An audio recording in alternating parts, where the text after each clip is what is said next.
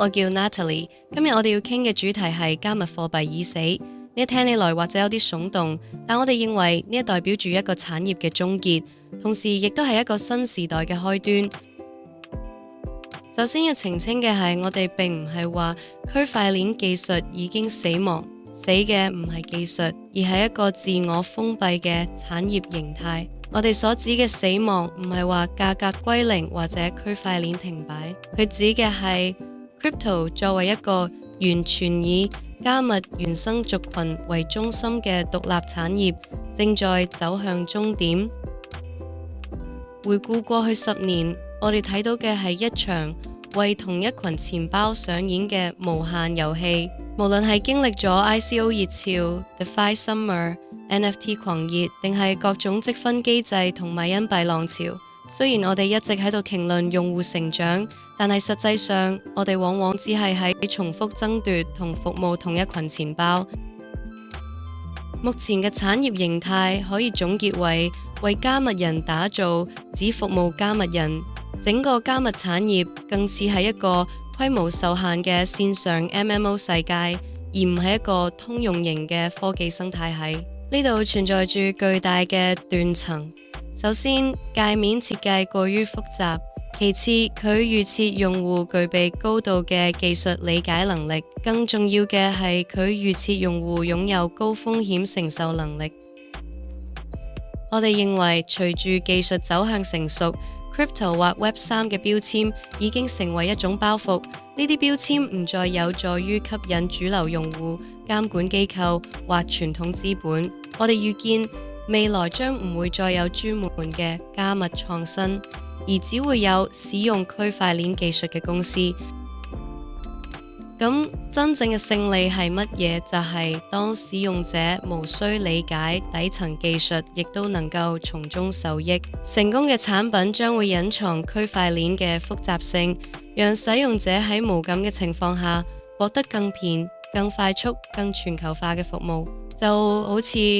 網路曾作為次文化、死亡，雲端亦都曾經失去光環，咁正係佢哋成功嘅證明。值得注意嘅係，大規模採用其實已經喺悄然發生，只係佢發生喺主流用戶並不自知嘅情況下。呢個體現在幾個方面，例如喺預測市場入邊，用戶使用 Polymarket 查詢選舉機率，卻並未意識到背後係區塊鏈。喺跨境結算方面，非洲同拉丁美洲嘅商戶使用 USDT 進行交易，純粹係因為佢速度快、成本低，仲有喺價值儲存方面，高通膨國家嘅儲蓄者持有 USDC， 唔係因為佢哋睇好加密，而係因為本國貨幣嘅失能。過去我哋長期忽視咗一個重要嘅族群——中間用戶。呢啲用戶具備科技素養，重視隱私同資產掌控權，但同時對投機、積分同收益農場毫無興趣。佢哋嘅核心需求好明確，佢哋需要嘅係更好嘅金融基礎設施，而唔係一種全新嘅身份認同。當前嘅模型其實體現咗內卷嘅極致，不斷喺唔同界面之間搬移同一批資本。呢一種流動性挖礦、積分空投與推薦機制嘅模型，被認為係高度內卷化嘅。結果係產品剛上線時，數據雖然亮眼，但一旦獎勵退場後，用戶流傳率就會迅速崩塌。為咗走出呢種困境，產業必須進入下一個階段，一個3層式嘅新架構。呢個架構自下而上，包含基礎設施層 infrastructure、產品層 product 以及最頂端嘅投機層 speculate。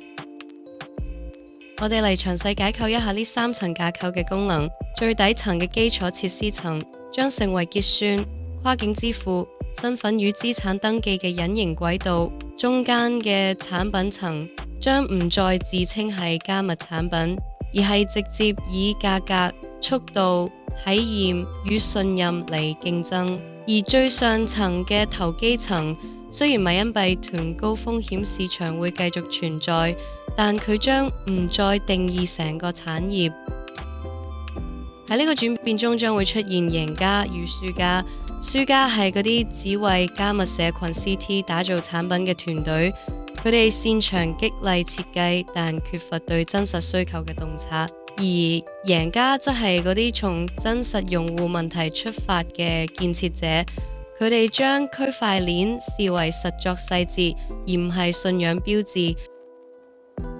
最後，我想俾大家留下一個深刻嘅思考：你係為加密原生者打造產品，定係為成個世界解決問題？